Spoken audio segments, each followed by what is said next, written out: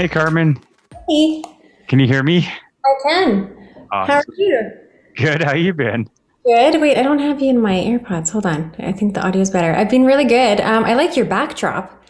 What's that? Is that like a paper backdrop or is that Oh no, it's a real zebra. is it? Yeah. Wow. Yeah, I've had it since I was a baby, and Yeah. it's been in the family. Apparently, my Yeah. parents said they found it somewhere, so I'll believe that story. Yeah, Yeah. very cool. Oh, that's All right, better. Wow. With the AirPods? what is better? Yeah, I'm still coming in. Hold on a second. Turn. Let me just see. Okay, there we go. Is that better? It is. Okay, now Yeah, okay. can you hear me well? I can hear you okay. Yeah, yeah. I just find I pick up so much background noise when I don't have the AirPods on, but Okay. you've got a good mic there. Yeah. Yeah. How's things going? Good, not bad. It's been kind of a crazy month, as I mentioned. Kind of had some health stuff and, just life stuff. So it's been busy, but it's Yeah. been also really good in a lot of ways too, right? Like a lot of new things on the go and all that stuff. Yeah. So no, it's been good. Tons to be Yeah. thankful for. But yeah, it's been a whirlwind. How about you? It's been good. Yeah, I know. Finding Yeah. purpose. Yeah, that's been nice. Yeah, Because if you stay stagnant, it gets boring. So there's nothing going on. absolutely. Yeah. Yeah. Have you found big shifts in what you're doing? Oh, Like in yes. the, yeah, like that's kind of, I even like when I was thinking about it, I'm like, what can we chat about? I'm like, it's amazing how much even me, like identifying as a musician the whole time, right? And an Yeah. artist, it's like amazing how much shifted when you kind of remove all of this other noise, Hmm. Are right? you kind of Yeah. happy that the noise is gone in a way? Or there's been this reset or pause, they call it? I think so. I mean, I Yeah. know that everyone kind of says, a reset of what? I think it definitely forced us all to evaluate, what's important to us, Yeah. how we spend our time. Hmm. I like every other entrepreneur, it's like before you know it, you're doing, 500 different things Yeah. and you realize which ones are actually important to you, which ones are a good use of your time and skill set, right? All of those Yeah. things. So, yeah, I think in that way it's been a great reset. But then even with like the kinds of things I'm doing with my music, like I think for so many years, I can count back, 12 years where everything I was learning was because there's a performance coming up or a deadline coming up, Mm, right? Or yeah. something like a paid something that has to be done by a certain time. And it's really interesting for me to see the types of music that I'm being drawn to, like way more Spanish music and, Interesting. simple French music that I wouldn't normally spend time working on because it's not that performance repertoire, right? Right. So What is yeah. the mainstream music? Is it very Italian? Is that where most people would have, especially in piano? Yeah, well, I mean, Yeah. because the piano was invented in Italy, Okay. right? So Italian terms, and but then no, I mean, what all of Western music. I mean, you have French composers, German, Yeah. lots of different cultural Hmm. centers for the styles of music. So I find people will say, classical music. That's kind of taking one Hmm. period in Western music, right? But there's Yeah. lots of music before, lots of music after. Um, but yeah, tons of different styles and harmonies and Mhm. periods and inspirations. So it's been interesting for me to kind of figure out even what I'm more drawn to, right? When When the you hear opportunity arises. Vivaldi or Beethoven, is there something that makes you feel in awe, or what made them so mainstream now? Okay, so that's a really good question. I mean, so basically there's a lot of discussion over the fact of why is it so mainstream? Because you have what's called the canon, which is like this pool of Western music that's always Hmm. drawn from. But then really music is meant to be a reflection of society Yeah. at the time, right? So of course you had these masters that were pivotal to Western music, Hmm. right? But then it's continued to evolve since then. So I mean, it's mainstream. In some ways, it's very good that it's mainstream. It forms the basis of a lot of what we listen to today. Like the what Bach. Hmm. The way that we play our instruments and the harmonies that your ears are trained to, whether or not you even realize it from pop music and commercials and movies. That stemmed in that period with Bach. So that's, I think why things always get drawn back. But there's also a lot of conversation about we need to keep moving it forward, right? There's some really incredible Yeah. musicians and composers right now that are Right. doing incredible things. Your ear is probably so tuned in that when you hear a commercial, you're like, that just wasn't right. That wasn't the right note. Oh, well, you know what, give or take. But what I hear mostly when I listen to Yeah. commercials and TV shows and movies is how much is kind of pulled from great works, right? I'm like, that wasn't written for this movie. That's Debussy, right? And they change a little bit, and then That's awesome. they didn't write that. That's Yeah. Rachmaninoff, right? So, yeah. But I mean, that's Mhm. where they get their inspiration, I'm sure. Now, has there been or is there on Showcase a piano out there from back in the day, like Beethoven's piano or Bach's piano? Yeah. Have there? What do you mean? Oh, Has is there there any been? pianos out still available in display of their Oh yeah. pianos? Yeah. Yeah, there's I think one of the first pianos, the oldest pianos on record still kind of available for viewing. I saw it at the Met in New York last time we were there. Yeah, So no, cool. it's quite, yeah, I have links to it on, I think I posted it on my Instagram. Hmm. But no, it's quite amazing to see. I mean, the whole wing was all of musical instruments, and of course you could Hmm. spend weeks there, right? Oh But yeah. yeah, no, it's been They have these mysteries about it. Was Beethoven really deaf? And yes, I do believe he he was, was. right? Do they? Yeah, yeah. Yeah. It must be a conspiracy theorist out there. Well, there's lots of things, right, about his background and why he was deaf and all of those things, right? Yeah, How can we know? But yeah, I think it's pretty agreed upon that it is. he was, yeah. Yeah. You had something really interesting that I heard you say, and it's on a keyboard and it's key itself on a piano in regards to the window you only have and how loud you can go in a piano because the sound does fade away. Yeah. And you related it back to Bruce Lee. Oh yes, yeah, yeah. That Analogy. I'm such a big fan of Bruce Lee. I find myself quoting him like in practice tutorials and things like that, right? Like his philosophy. But yeah, so I mean, the way that this goes back to even the history of the keyboard instruments, right? So when they moved from something like a harpsichord, where you would have a quill that would kind of pluck the string, Hmm. when you moved into the pianoforte, you would have what you have are the hammers that are striking the strings, and you get this resonance, more like a xylophone, or you can even think like a bell, Right. right? Like, so when you strike it, and then what you have is the sound decay. So there's only so much time and space that you have. So it's a lot of micro movements when you are actually able to control your tone. Hmm. It's, from the top of the key to the bottom of the key bed. That's that focus control. That you can actually control your tone, because everything else is just wasted energy, Right. right? So then I always relate to Bruce Lee's quote of his, his 1 inch punch, Yeah.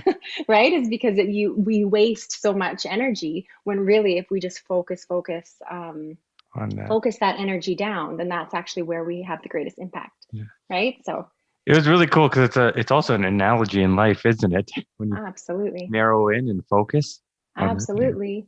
And that kind of comes back to even what we were talking about with, Hmm. how have we reset through all of this, right? Yeah. It's amazing how much you just get pulled in so many different directions, and then you realize how much of it was done with intention or just because you get kind of spinning on that wheel, right? Did you feel though when when the coronavirus came around, you were confused as what to do with your life and with business? Um, I was and I wasn't, to be honest. I think that, I mean, we all have our ways of managing uncertainty, Yeah. and mine has always been to work. Oh, My personality and just with other kind of pivotal points in my life has always been to, it's my way of getting control, or what I feel like is control over a situation, as I get, a 10-step plan. And mhm. so yeah, my first instinct was, of course, I mean, thinking of our school, right? I mean, Right. well, I mean, I shouldn't say that. Thinking of my family, making sure everyone's, Yeah. but we are very fortunate and in a wonderful position that we were all safe and together. So then, as far as business goes, absolutely, it was thinking of, the teachers, because they're that direct line of support to then the Yeah. students. And the parents. So yeah, it really went into work mode. It was definitely a whirlwind for those first few months, Yeah. right? Of just working. I say I didn't work like that since I was first year of opening my school, where it's like all-nighters and, like just Yeah. these long hours that I thought were behind me. I should know better than that. But yeah, pushed through, and it was, all worth it in the end. So It's pretty cool because you've also gotten very creative in terms of your online presence now. You really push that envelope forward. And I think a lot of dance schools and other music schools and whatnot probably need to look in that area. And I don't know what made you pull forward on that end. What pushed you out there? So we were actually already in the online Yeah. space about 2 years before, like I think it was about 2018. I think it's the Oh, 17, wow. 18 school year that we really made a push to offer it as part of our formal programs. Just, I Mhm. mean, seeing and understanding the direction that even with the school systems and universities, like synchronous versus asynchronous learning and prepared lessons, and just how much you can broaden not only the reach of convenience, but also the accessibility to Uh, people who live in remote areas, don't have access to a trained teacher. So we actually put it as part of our formal programming. Back in 2018, we had a couple teachers, move across Canada. So, he kept his students. And so I think when COVID kind of hit, we were ready. We had already kind of ironed out systems, Built that how to, infrastructure. Yeah. yeah, exactly. So it was really just a matter of flicking that switch and getting all of the teachers and all of the families Mhm. trained and comfortable. And I think that really helped with our school and our retention. We've been so fortunate is because we were able to really kind of guide the process and say, no, here's what's next, right? And I think that was really appreciated by Carmen, everyone. where did you learn to play the instrument and why did you play the instruments? Yeah. Piano specifically. So I come from a family of musicians. Okay. So I started playing when I was 2.5 years old. Wow. Yeah, which is a really, I know it always seems very young, but it's a very common age. And we start lots of students at that age also. There's tons of advantages, even just, I mean, all of the secondary benefits of, brain development and, connections in the brain. So much that happens when you do it in those early, when you start in those early years, and Hmm. just being able to start in a way um, that really aligns with everything else that young children are learning at the time. Language Hmm. being a big Hmm. one, physical coordination, internalizing those musical concepts, all those Right. things. Yeah, so I started quite young. My dad is a quite prominent teacher. He still is Okay. teaching now as part of the school, which I feel very fortunate about. Of course, that's exciting. Yeah. Yeah, it's amazing. Yeah, so so we really, it was such a pillar of just how we grew up in many ways. I know you and I have talked about, the obvious benefits to my musical career, but then there's so many secondary benefits that everyone Yeah. always talks about with, music training and how it applies to everything that we do. What does a kid learn or benefit from at such a young age, at 2.5? What are they learning when they're playing? So again, they learn along the same principles as language acquisition. So people are often very surprised. So like if you go to our website, we'll have examples of, 3-year-olds and 4-year-olds, and they play beautifully, hands together, right? And people often say, how can they learn that? But really music, in a lot of the research, even you look to language as the foundation of music, or people are saying, or vice versa, right? So the same regions that are processing language are the ones that will process music. So we start with the same principles, which is that you learn music the same way you would learn your mother tongue in your home.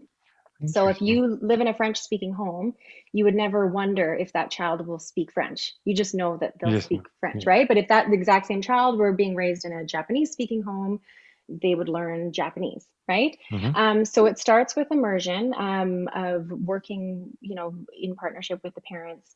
Lots of daily listening, lots of engaging as just music as another means of communication. And then they learn through a direct kind of rote training style where you're really helping them to feel the music, play the music. So the same way that a child will learn to speak first, and you can teach a 3-year-old child all of the complexities and really subtle nuances of many languages, and they can pick it up and they understand just through correction Hmm. from their parents and their families, right? So you learn to do first and you learn to communicate first. So they learn to play, not necessarily while reading, but in a very natural and kind of direct way. Okay. And then the same way that, a 4-year-old, a 5-year-old will then learn to read and write at school and in the home, Yeah. then you learn to read and write the music. So it's really along that exact same line. So the same way they can learn to speak and read and write, they can learn to play an instrument and read musical notation.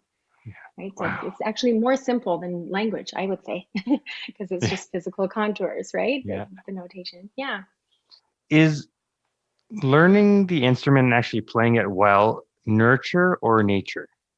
Is talent within you when you're born, or can you learn talent?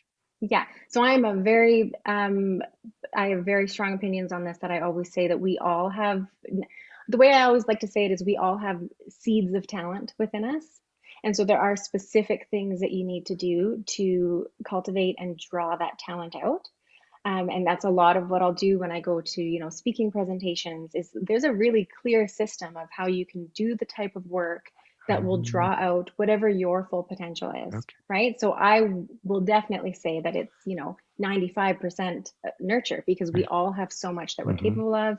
Humans are all very naturally musical beings. That's a very human trait, right? So it's just a matter of if you're the messages you receive, and then obviously the work that you do to draw it out. Right. We always hear the word gifted. Yeah, I I don't don't, know if I like that word, really. I don't, yeah, I mean, unless you're going to say, I don't mean this as a cliche. Like everyone really does have natural gifts. So unless everyone is gifted, but I always, we all have our own unique strengths.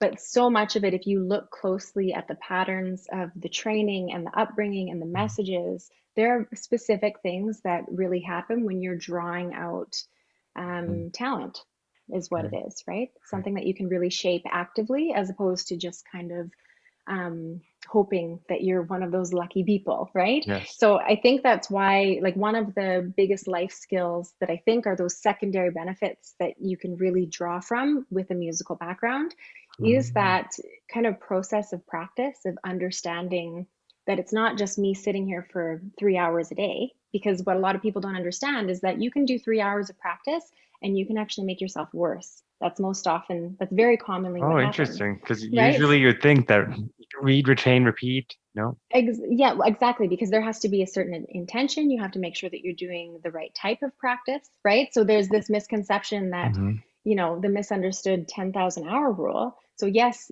the hours are there and the time and repetition is important, but only if you're working in a certain way, right? If you are spending 10,000 hours building poor habits or not doing something correctly, people do that very often. And then they say, well, I put in the time. I guess guess I'm not talented. I guess I'm not gifted. Like, well, no, there's Okay. specific work that gets done. And I think that's one of the benefits of going through formal training, is it gives you really clear, objective ways and frameworks to do that. So you're not really looking at something and saying, I hope I could be talented at that. In my business in so many areas, I look at it and I go, how can I break that down so I can practice it in this way? So I can at least, draw out Right. my max No, of capabilities, course. right? It's almost like working and you have no goal at the end. Totally. And it You're just gonna happens exhaust very yourself. often. Oh, Yeah, yeah. it happens very often in music because it's so specific and sometimes misunderstood, or you don't have the right guidance, right? And so they just think that, you'll play and then all of a sudden you'll feel passion, right? It's like, well, you feel that passion because you go through this process of self-discovery and growth and challenge and frustration and all these other things, Do right? you find it difficult for someone mid-age to join and learn? No, I No? don't. I think I shouldn't say no, I don't, as far as I think that it's all mindset of limitations that you've either been told throughout your life or messages that you've received of, you're not the musical one, or you're not very Right. artistic or something, we hear lots of things like that. But as far as being able to learn and having the capacity to learn and the brain plasticity to learn, all of Right. those things, they're all still there. So I think it's a Oh, matter wow. of, and if anything, you can kind of, if you can get back to that beginner's mindset, that's again going back to Bruce Lee, right? Yeah. Talked about lots, You really but do quote him a lot. yeah, but I mean that's a common one. But if you can stay in that beginner's mindset of just because I'm an adult doesn't mean that I'm done that vulnerable Yeah. experience of learning about myself and testing my capabilities and Right. then absolutely it's tons of possibility. Why Bruce Lee out of all the people out Oh, there? I mean there's lots of people that I quote. I Yeah. think he has a very wonderful gift of simplifying and kind of demystifying things like gifts and talent. So, and that I think musicians and artists especially come up, not against, but it comes up in conversation lots. Like, oh, you're just talented. Oh, you're a musician. Oh, you're right. And demystifying that idea that I was just born to play piano. Instead, this was something that was actively shaped and within my control, and that we all have capacity if it's something that's important to you, or you can apply the same mindset and, do something else, do martial arts, so I think he was very good at having kind of direct and clear philosophies around that.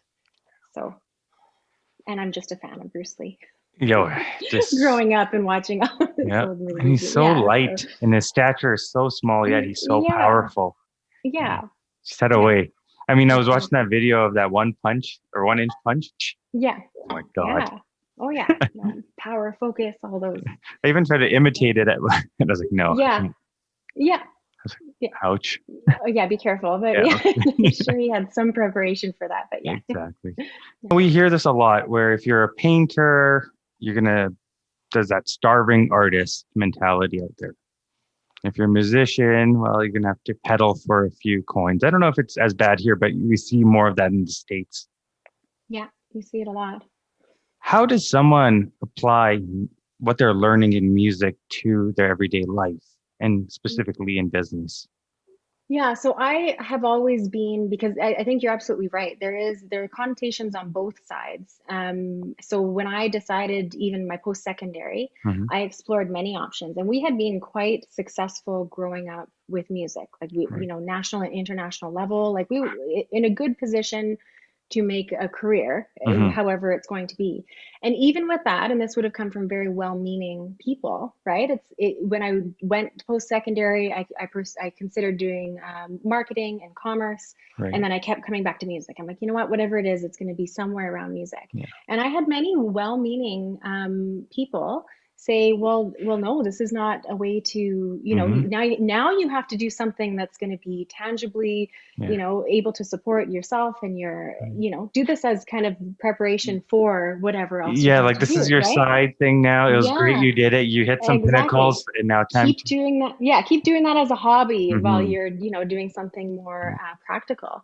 And so I try to be quite vocal with that on both sides. That first of all, like we have a very healthy, 7-figure business. Oh, of course. That has been very, high retention. We have, families that stay with us for, 10, 15 years, like as far as building a business around music and the arts, it has been very healthy, very successful, something that I can support my family with. I'm a single income home. I support my, so I always try to, as much as I was kind of raised in a home where you don't talk about, income and, things like that. Oh, of course. Yeah. I do try to share that side of that kind of tangible success that people kind of need to hear, because I think there's two sides of it, where we have to, if this is something that we know is of so much value to so many people, that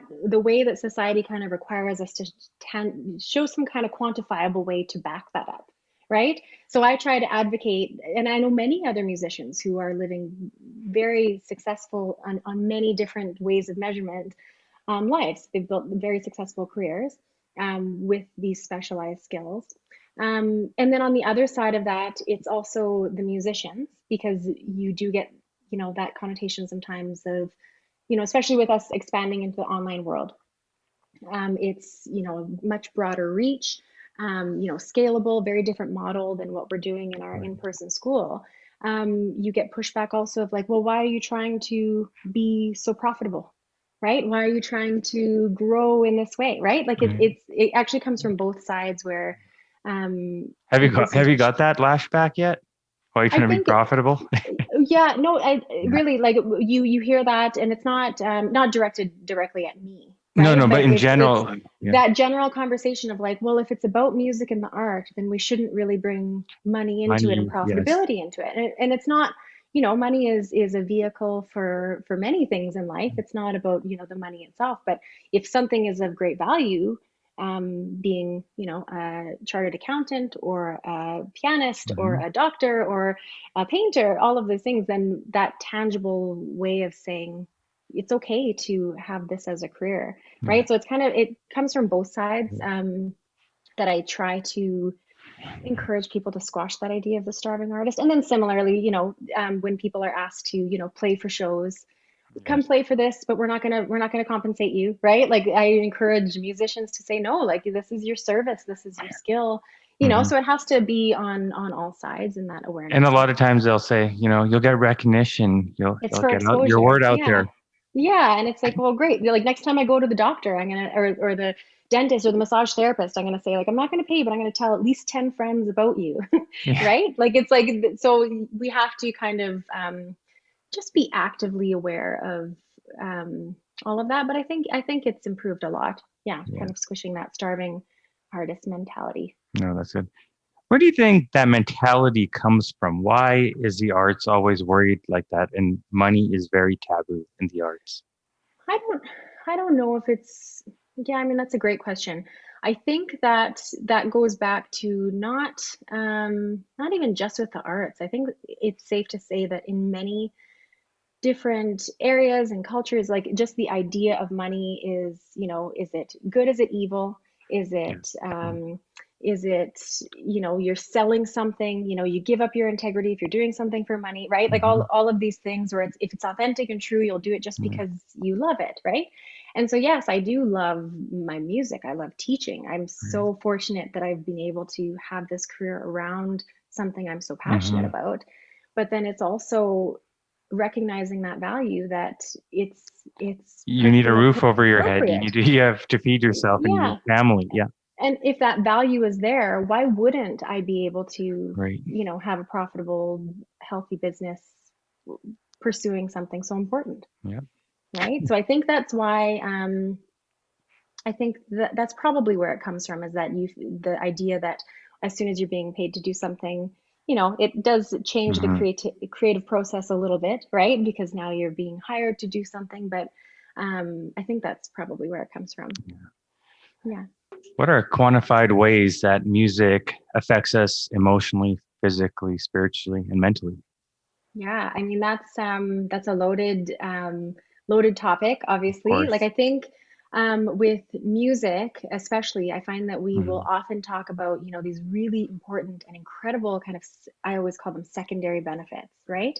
So these are things that, if you go back to even ancient, if you go to Plato and Socrates, they talk about, music is the most important thing for training the mind. So things that we would have known kind of intuitively and anecdotally about how music can impact us. But now it's fairly recent in history, in the past, 30, 40 years, science has these quantifiable ways of really measuring how music affects us, how it interacts with the body, with things like QEEGs, where you're able to actually keep track of the activity and what's happening inside your brain, for example. They're saying, if the listeners don't understand what QEG is, what exactly is that?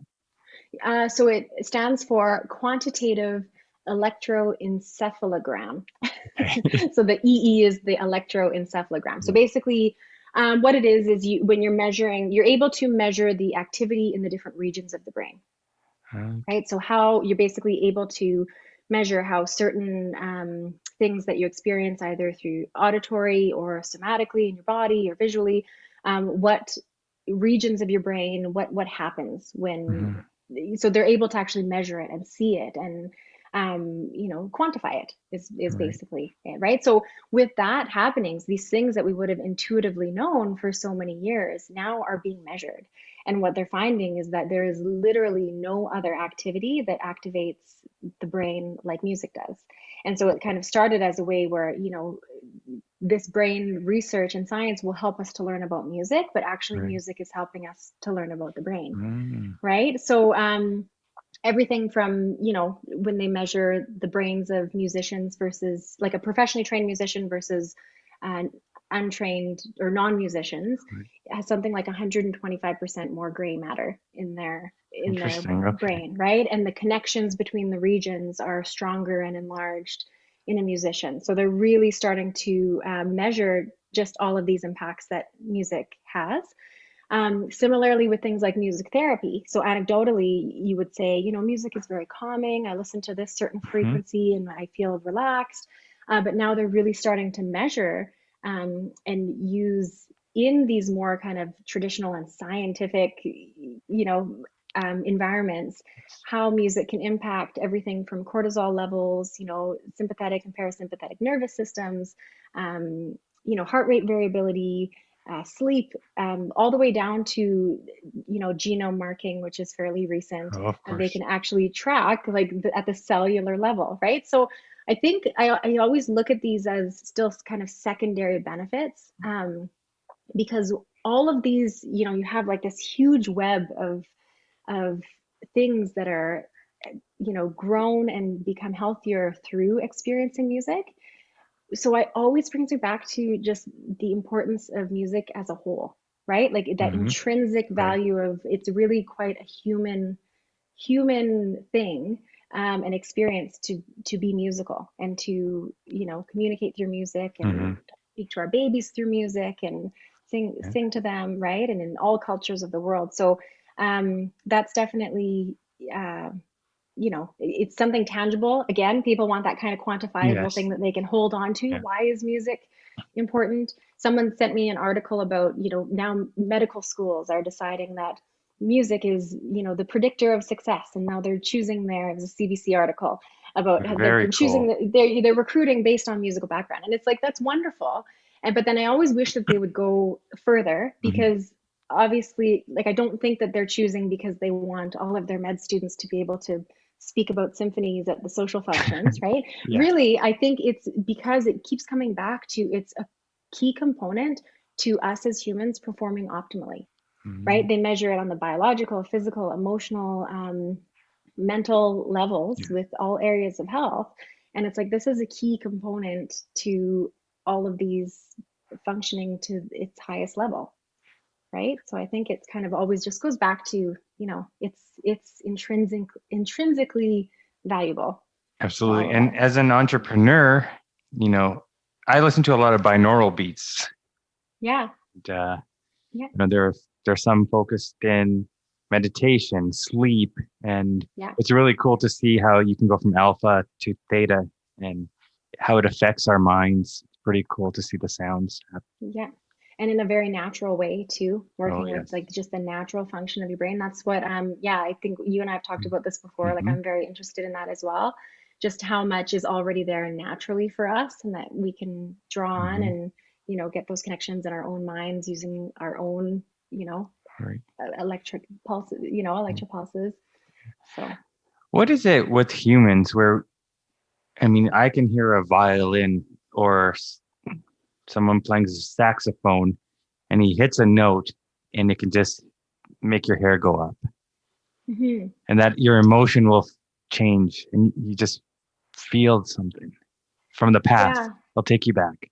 Absolutely. Okay. So that, there's a lot of things there. So memories, they say music is, one of the greatest connections to memory along with smell, right? That you can have great joy from something that you experienced if you hear the song that you heard at that time in junior high or high school or where at some special occasion, right? Like, this is your special song. So absolutely, I think, and I know that there are specific things about the biological response that you have to music, because it does impact, our heart rate, the beats that we are most likely to gravitate towards, and the harmonies are ones that, really line up with just our natural heart rhythms and things like that, right? So I think there's that kind of being aware of the biological response. And it, I think, has a lot also to do with just the emotional response, those deep parts of your brain where you can connect through music in a way that you wouldn't necessarily if you were talking about something, right? With your kind of frontal thinking brain. Yeah, to really get to those deep where you're really feeling things in a physical way, connecting to the body and with music. Yeah. So I always feel like, because I have so much experience music, I feel like I will never be able to speak eloquently enough, because no matter what I try to say, it's never the same as if I could just that feeling of Express. Yeah. the way that you can get it through music, right? Like it's never the same. Sometimes you read certain poets and you go, oh, that was kind of it, right? But yeah, I think it's just that deep communication, deep connection. Do you have a connection with all forms of art because you're so involved with music? So, for example, painting. Yeah, so I think a big part of what, I mean, even musical training and just being exposed to music really brings is just, it's this constant and dynamic way of, I think musicians and artists, when you're trained to think this way, you're trained to really interpret the world around you, right? So it's not a matter of always looking at things, you know, there's that saying, musicians will always look at things 10 different ways, right? And it's like all of that kind of active, dynamic thinking and analyzing and what does it mean and what's the deeper meaning and making connections. So definitely, I know, like, you know, going into university, you start doing art history classes, and you definitely see that those parallels, right? Whereas where art is always a reflection of, you know, the human condition, what's happening in society at the time, right? So absolutely, those leads to appreciation in all ways, I think. Have you found that entrepreneurs sometimes do better, or is there information out there when they have a background of music or they have a passion for music? Well, I mean, there's lots of there are tons of kind of, you know, research and scientific data of just that having a background in formal music training is like a predictor of success, right? So people will say that, and that's similarly to like the med school recruiting article, that's what I was right? thinking. Yeah, I always wish that they would go a little deeper with that, because sometimes it gives this idea of like, you know, being a well-rounded, educated person, you need to be able to play your Mozart and then you can go to med school, right? And it's kind of like, yeah. And I think really what happens during the process is so much deeper and so much more active than that, where it really trains you to, again, think dynamically, think, you know, analyze things and look at things in a different way than most would, creative thinking. So, I mean, that has been huge for me in entrepreneurship, in all things, actually. I mean, I applied the same principles to everything from, you know, money management to business to relationships to all areas of my life. So I think that's where it comes from, is that training of not only looking at things and working through things actively, but also having ownership that you are in control of the outcome, which I think you really learn through practice. Yes. Experiencing successful practice. Right? You were out in the Canadian Rockies late last year. What were you doing out there? So I was out there with a beautiful Steinway and Sons piano. Big thanks to Steinway Piano Gallery here in Calgary. They lent me a beautiful grand piano, and RPM Piano Movers helped me move it out to Stewart Creek Golf Course, and it was incredible. So I was performing a piece called Debussy, Reflet dans l'eau, which is Reflections in the Water. So it seemed a perfect setting to have that, I won't say backdrop, I want to say in the setting of, you know, nature and next to the water. So definitely looking at ways that we can always tie in just the world around us to music. I think especially classical music, because I think sometimes making that connection for people, that it's not always about sitting in a concert hall. No. We're the trained musicians and everyone else is there to just listen while we are experts over here, right? So I think that's exactly what we're used to, right? Yeah, and I think that's another thing, along with the whole squashing the idea of the starving artist. That's another thing that I think trained musicians kind of have a responsibility for, I think, is that to really bridge that gap and try to squash that kind of elitist, you know, we're here playing stigma. Our Vivaldi. And you're there separate, because really everyone is innately musical. So if they haven't had the background and the training, you know, they still have valuable opinions and valuable tastes and all of these important things that they should cultivate, you know, come and listen, decide what you like, decide what you don't, explore those things. Do you get stage fright still when you're performing? No, I don't call it stage fright, but I always like to say that really that feeling of, I mean, I call it excitement, um, is always there, and it's something that you actually look forward to, because really in performance, I if I'm not feeling any kind of excitement, then I almost kick it into gear, because I'm like, where is it? Because you have this heightened awareness, heightened senses, sharper focus. Like it really, I always try to say, look at it in a way of these are kind of hormones and responses in your body that are there to help you, right? So it doesn't have to be a fear thing. With training, what tends to happen is, I mean, if you're trained in a positive and kind of strong way. Right. Really, music is about communication, like what we talked about at the beginning, right? So if you really understand what it is that you're trying to say and communicate, then it becomes about having the adaptable skills, which you cultivate through practice, and you test and challenge in practice is a big part of the process, so that you know that when you're on stage, you will be able to adapt to whatever comes up.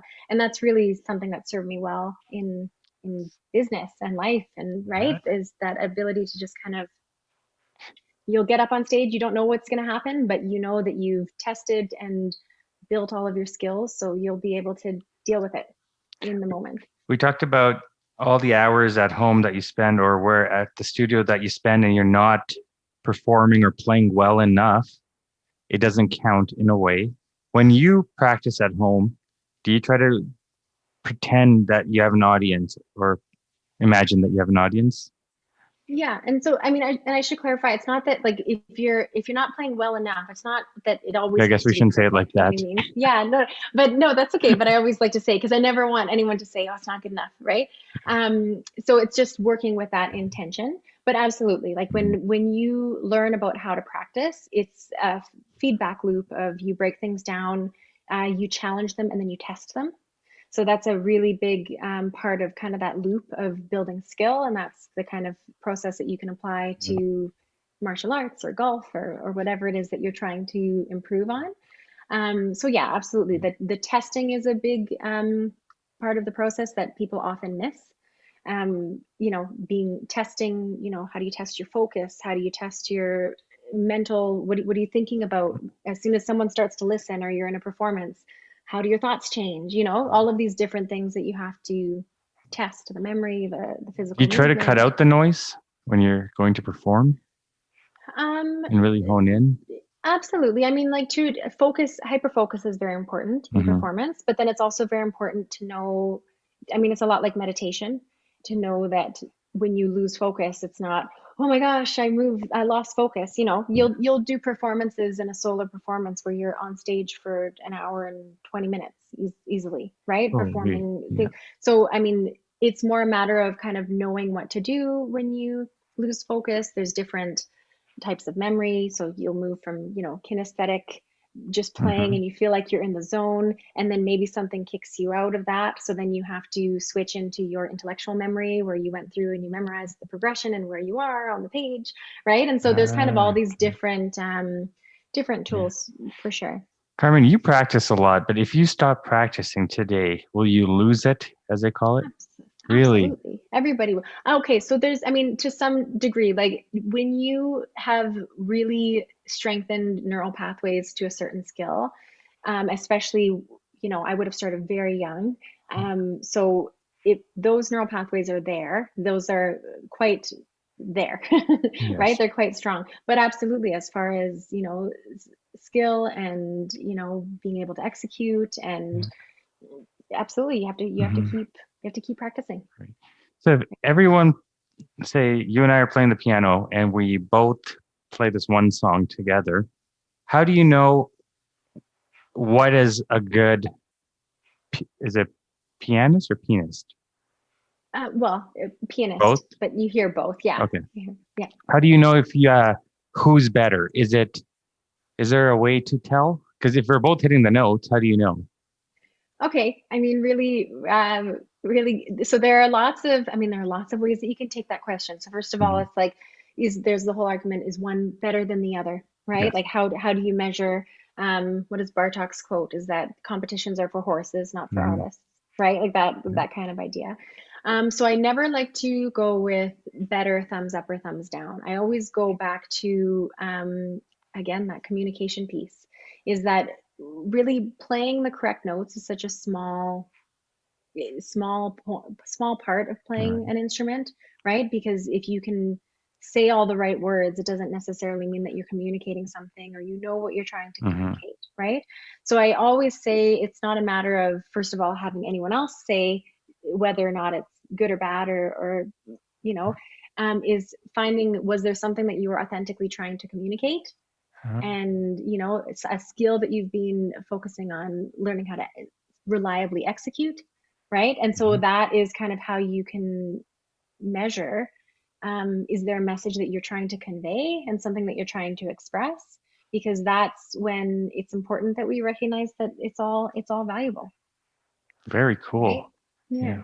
Yeah. I've been on 2 hours of sleep today. Sorry.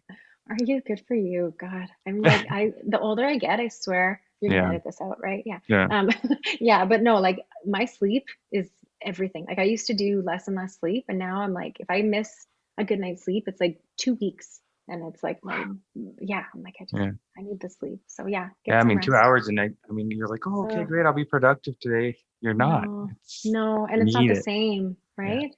Yeah, it's not the same. No. You're Um, doing great. I was gonna. Pardon me. You're doing great with those. You're doing better than I would with two Struggle bus hours. with the Yeah. questions today and No, you're doing can't put great. them all with the sentences together. But yeah, No, you're good. yeah. We'll find a way to edit it together. Yeah, all good. So, Carmen, if someone wants to go online, or are you guys taking in-person students right Mhm. now? Yeah, we've No? been very fortunate because I mean, we put a pause on all of our group Right. programs because we have a strong preschool program as Mm-hmm. well and group instrumental classes. But no, we've been quite fortunate. The majority of our programs are private instruction because we focus lots on that formal training. So yeah, we still have our Mm-hmm. in-person lessons running and we have as an educational facility, which has been great. But then we also offer the option to both teachers and to families of doing online if they'd like and if they're more comfortable, just while we've been in this crazy year. Oh, yes. Yeah. Now, Carmen, who has been an influence in your life in terms of a musician out there? Um, I would go with my dad to Oh, start for sure. Yeah, and I mean, I say that in, aspirational and also very just tangible, practical ways. So he was my teacher all growing up until I guess late teens, mm-hmm. but very active in just when I look back, so much about the mindset, about how to cultivate strength, and also the meaning and the point of all this that we do, right? Like with music, I think my dad is someone who his music library is just massive. Yes. Everything from Beethoven to Tom Waits to Stevie Ray Vaughan to Oh, like yes. all music that we would have grown Yeah. up listening to. And he kind of was so integral in, first of all, giving us ownership of what the music was to us. Mm-hmm. So we would have been doing lots of competitions and doing very well, but we were never pulled out of school like many others were if they were doing the same route. And we always took summers off and were told make sure you play outside, and having that whole balanced life to contribute to art. He would always say there's no point in making music if you're locked indoors practicing all day. Go outside and play, come back in. Yeah. So I think yeah, he was obviously very integral to all of my musicianship, and then obviously pursuing business. He's been a big mentor to me as well. So, Carmen, do you think we could get you to play a small little piece for us in the background? Yeah, you could. Are you wanting? Do you want to do it? Let's do it. Okay. Yeah, but like, is it going to be okay through Zoom or is it? Oh, yeah. Okay. What do we want to play? So Do you want to play Reflections of Water? Or is that I a really could. long? Yeah, no, I mean, and I've got that. I could give you the audio to that. I could play something like Twinkle Twinkle Little Star. What's called the Twinkle Variations by Mozart, or just a little excerpt of it because it's pretty long.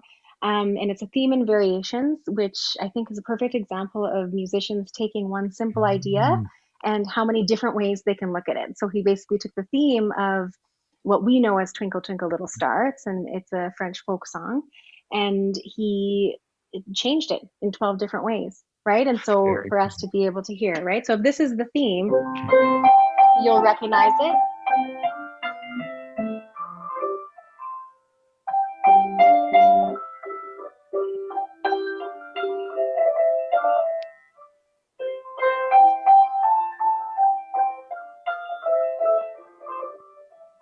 And then he takes it and he says, how many different ways can we think of it?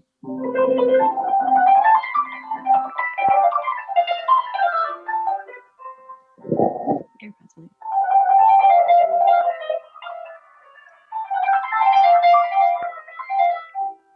You still Wow. recognize it, right? And then here's the next one.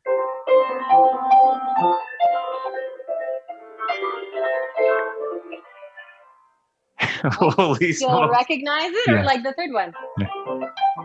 Look at me.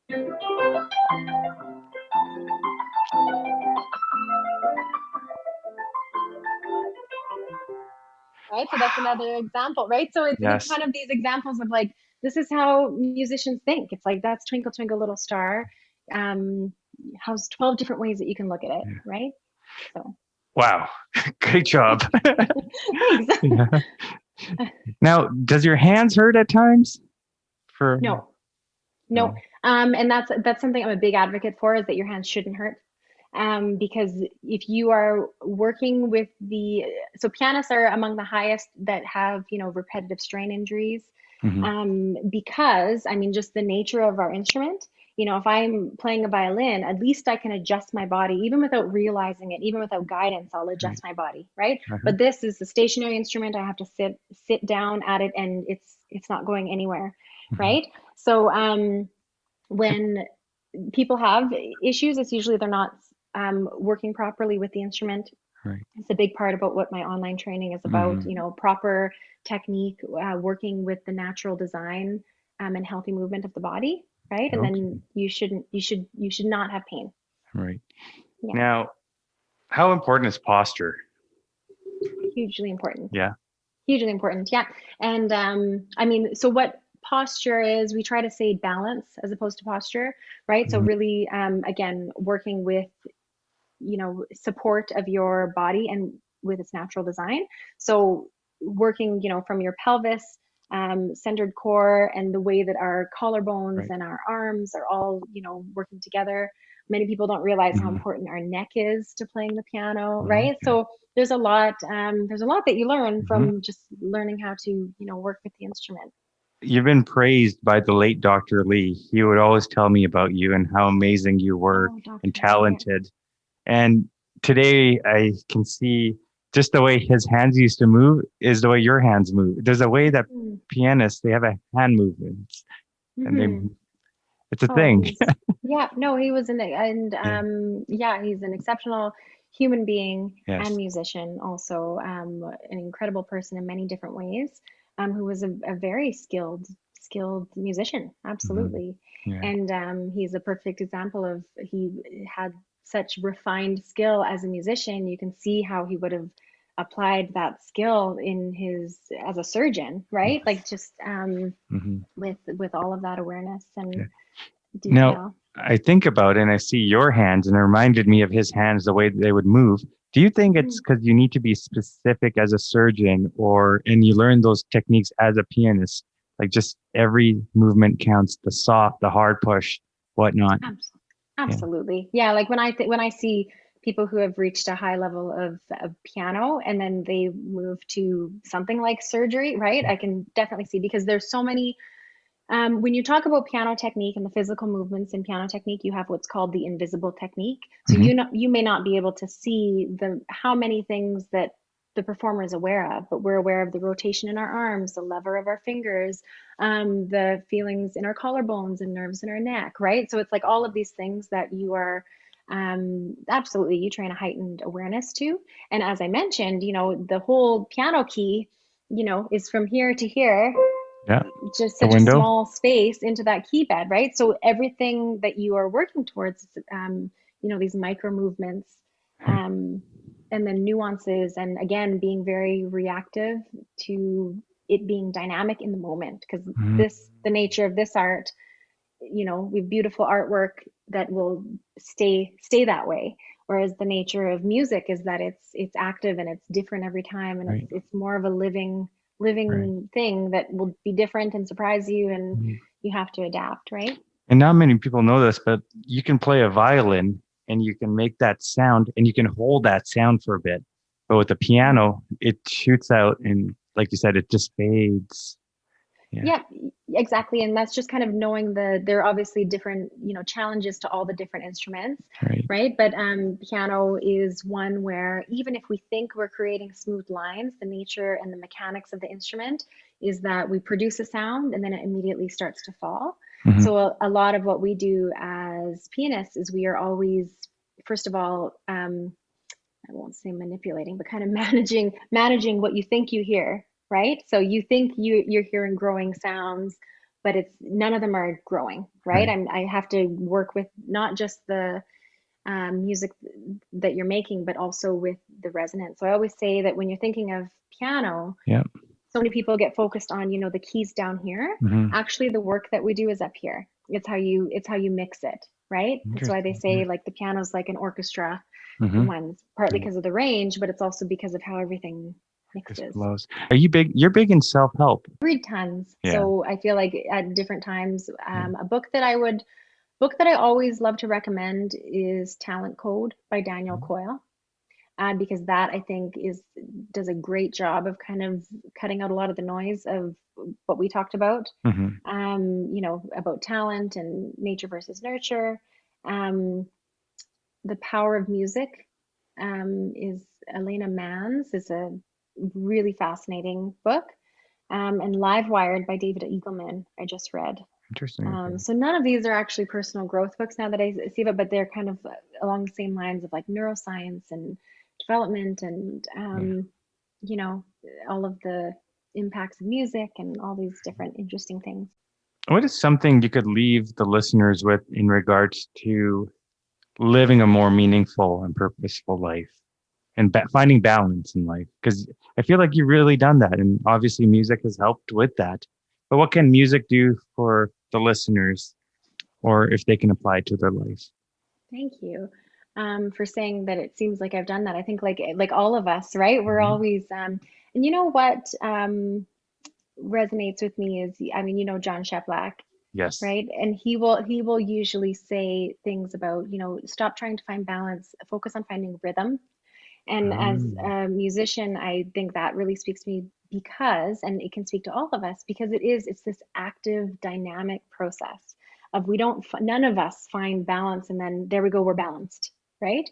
We find these rhythms and then unexpected things come up. And it's not about, separating and compartmentalizing all the different areas of our lives. It's similar to what we talked about with music. It's not about compartmentalizing that, okay, piano lessons will make me better at math and get me into medical school, right? It's not about compartmentalizing that. It's about, finding this rhythm of how you can dynamically nurture the things that will continue to point you in the direction of your higher meaning, your most authentic self, what's most important to you, all of those things. My dad said he wanted to get piano lessons from Carmen, so I'll have to let him know. Yay. Yeah, tell him. Yeah, absolutely. I love that. That sounds great. Thank you, Carmen. Yeah, thanks for having me, Zach.